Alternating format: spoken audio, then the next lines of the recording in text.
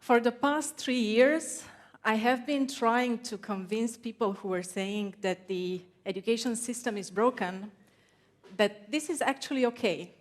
It's fine. It's normal. It's part of change. Why am I saying this? Well, if we look at what's happening, there's this constant race between technology and skills. Technology being, of course, faster. So we are always trying to get the skills we need to be up to date. Now, why is this great news? Because this gives birth to innovation. Innovation in learning and education in particular. As you see, at one point in time during the Industrial Revolution, there was this big gap, the social pain that was felt between, again, technology development and skills, and that gave birth to the universal public schooling. That was, believe it or not, something really great back then. But today, we are actually living well beyond the digital revolution. It's beyond transformation. And there we are again. We feel the social pain. And this is why I strongly believe that it's a great moment in history to reinvent education. It's really time for something new.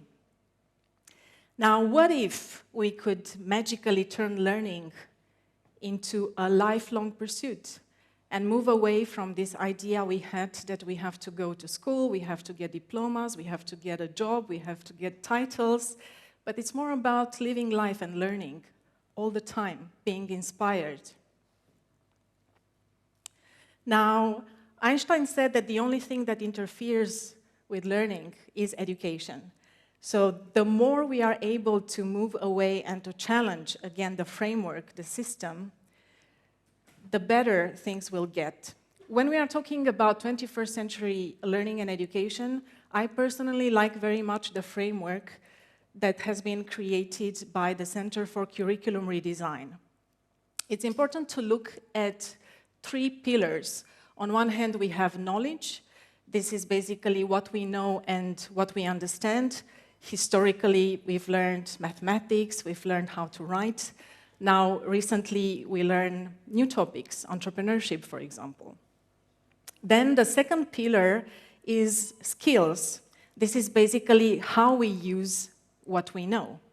This is really important. It has to do with creativity, with critical thinking, with communication, and with collaboration. The third pillar is character.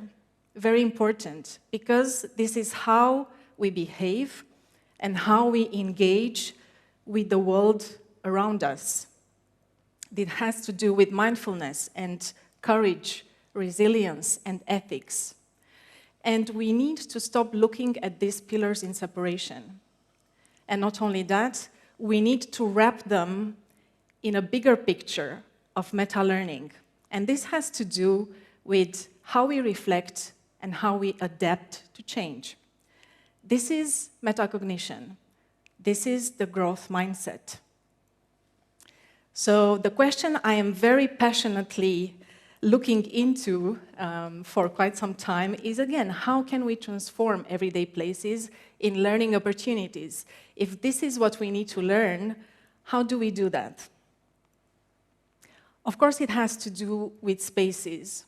As you see also here at Tamedia, space has a huge influence on us. It has to do with creating environments that are conducive to learning. It has to do also with people. It's all about people. It has to do with having great teachers, people that inspire you, being able to learn from them on a daily basis.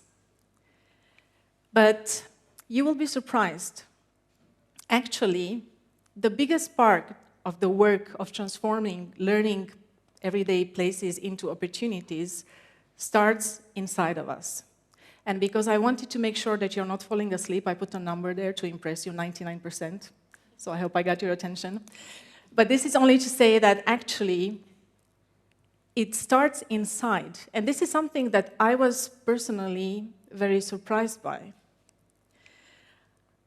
There is this Hindu legend that was saying that at one point in time, all humans were gods, but because they didn't use their divinity appropriately, then the chief god decided to take it away from them.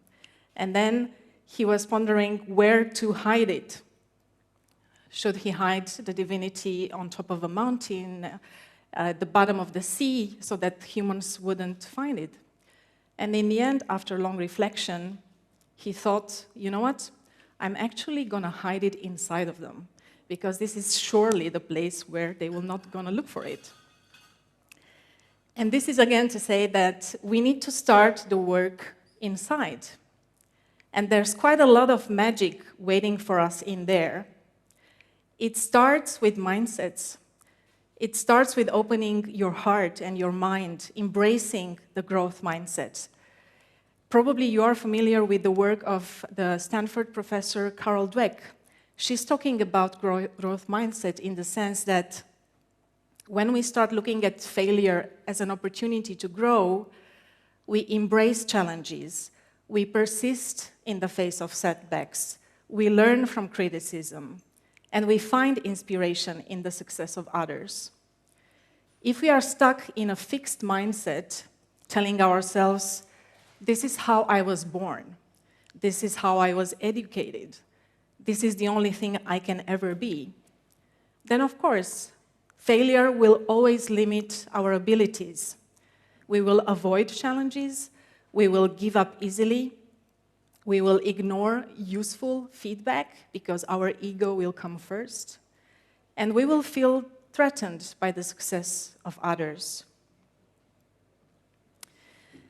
So, unleashing the power of our creativity, of imagination, and embracing a growth mindset can make magic happen. Because when you're coming, let's say, here to work, and it is not your ego that is bringing you here, but it is your curiosity, your openness, your wonder, your spirit of collaboration, you will suddenly see how these everyday spaces that you learned in a different context begin to teach you many different things.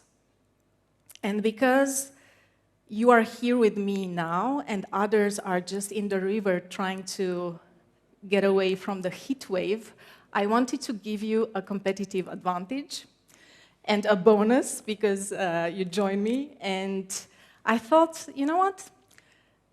Let's just do a small energizer so that you can also feel yourselves the power of unleashing the imagination, the creativity, that willingness to be open.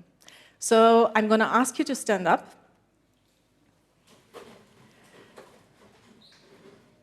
And to imagine that magically this roof is going to be opened. And unlike the peoples who are trying to get cool in the river, we here are going to fly to the moon.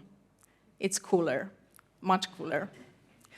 In order to do so, I'm going to ask you to close your eyes and not only to think, but to feel.